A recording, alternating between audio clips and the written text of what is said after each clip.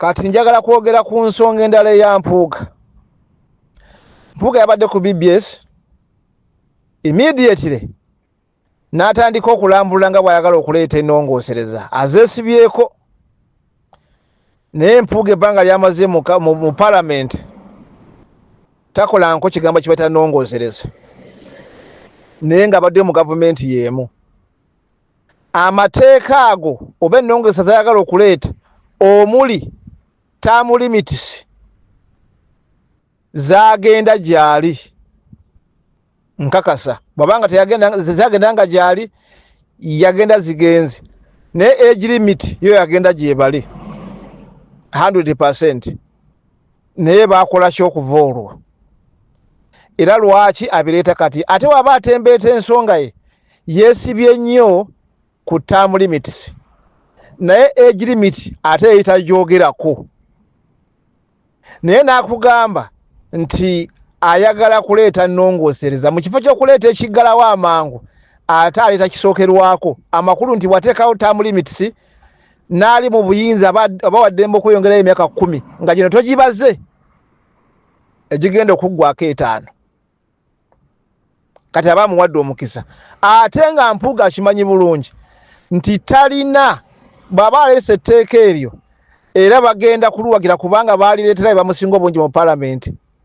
Ne banne bagamba nti ab'opposition balumu n'abalala bonna bali ku nsonga y'emu. Ekitegeeza nti opposition ku nsonga eyo eyinza okusigaza abantu abawakanya ekintu ekyo nga bana. Zaake Ssennyonyi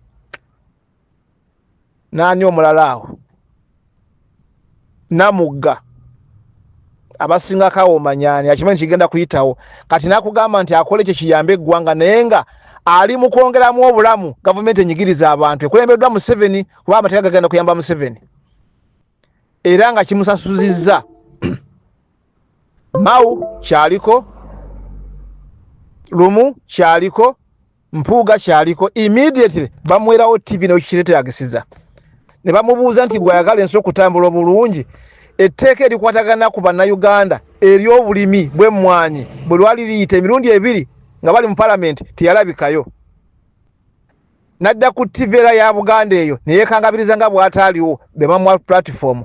Bannange we tutaboycotting TV ya Buganda eyo BBS Telefina ziri musajja Muganda neddira mutima, naye bwe tutaaveeyo kukola boycott ku Telefina ya BBS eyo CBS radio ne tuva ku bintu ebyo, ne tuva ogenda okusaala simanyo zino Juma, ne tuva ogenda okuyimba misa mu kanisa, tukyalina obuzibu bunene nnyo.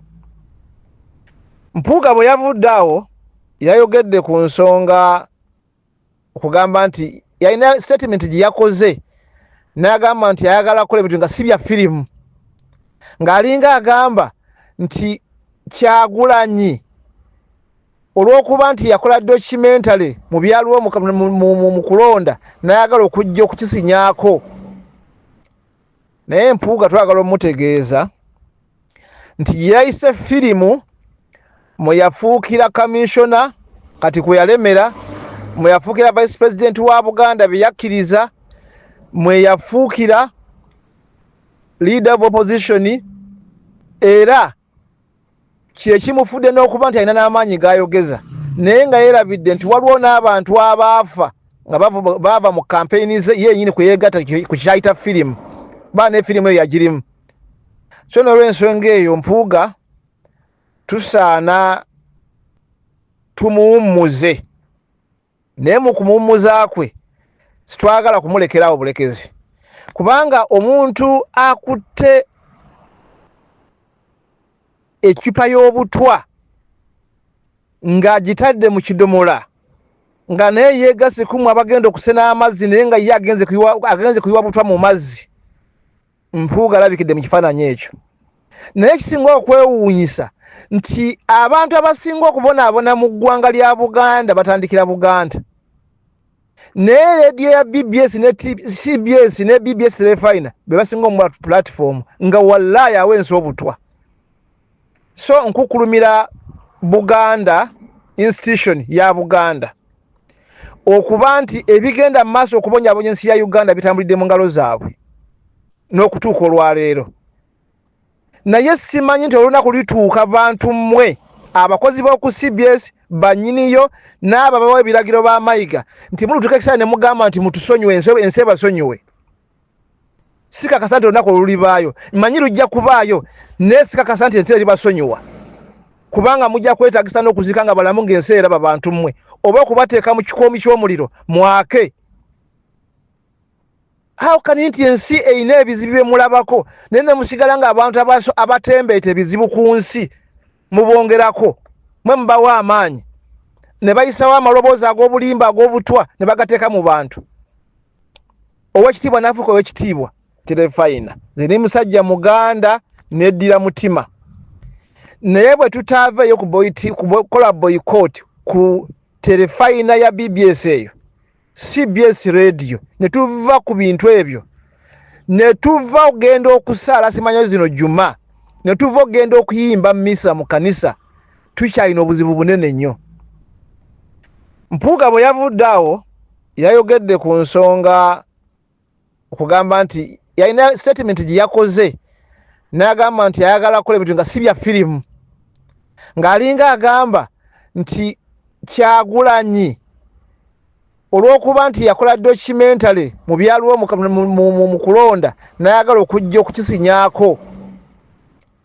Naye Mpuuga twagala omutegeeza nti gye yayise firimu mwe yafuukira commissioner kati kwe yalemera, mwe yafuukira vice president wa Buganda bye yakkiriza, mwe yafuukira leader of opposition, era kyekimufudde n'okuba nti alina n'amaanyi g'ayogeza, naye nga yeerabidde nti waliwo n'abantu abaafa nga baava mu campaign ze yennyini kwe yeegatta ku kyayita firimu, baana efirimu eyo yagirimu. So n'olw'ensonga eyo Mpuuga tusaana tumuwummuze, naye mu kumuwummuza kwe sitwagala kumulekerawo bulekezi, kubanga omuntu akutte ekipa y'obutwa ng'agitadde mu kidomola nga naye yeegase kumwe abagenda okusena amazzi naye nga ye agenze kuyiwa butwa mu mazzi. Mpuuga alabikidde mu kifaananyi ekyo. Naye ekisinga okwewuunyisa nti abantu abasinga okubonaabona mu ggwanga lya Buganda batandikira Buganda, naye leediyo ya BBS ne CBS ne BBS Terefayina be basinga omu platform nga wallaahi awensi obutwa. So nkukulumira Buganda institution ya Buganda okuba nti ebigenda mu maaso okubonyaabonya ensi ya Uganda bitambulidde mu ngalo zaabwe n'okutuuka olwaleero. Naye simanyi nti olunaku lituuka bantu mmwe abakozi b'oku CBS banyiniyo n'abo abawa ebiragiro ba Mayiga nti mulutuuka ekiseera ne mugamba nti mutusonyiwe ensi ebasonyiwe. Sikakasa nti olunaku olulibaayo, mmanyi lujja kubaayo naye sikakasa nti ensi eribasonyiwa, kubanga mujja kwetaagisa n'okuzika nga balamu ng'ensi eraba bantu mmwe oba okubateeka mu kikoomi ky'omuliro mwake.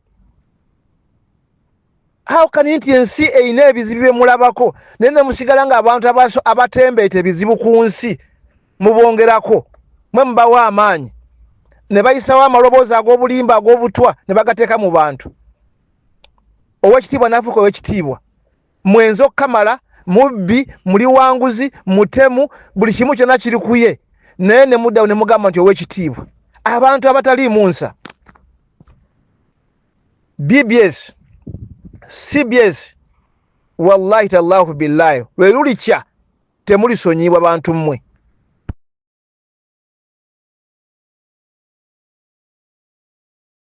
Assalamu alaikum wa rahmatullahi wa barakatuh. Amanya n'eddoboozi Haji Abdu omusomi w'eddua. Nkola ku nsonga ez'enjawulo, emirimu nga gikutataganyeko, ebyenfuna byo nga bidobonkanye, ne oba oli bweru wa ggwanga emirimu gya kutankalanako.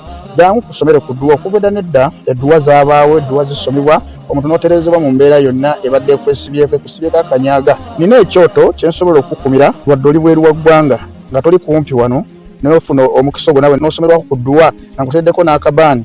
Allah ajja kukusaasira, ajja kwanukula. Kuba ku namba yange y'essimu 0752 44 71 56 ne ku WhatsApp kwendi mpereza obubaka sobole okuyamba. Assalamu alaikum wa rahmatullahi wa barakatuh.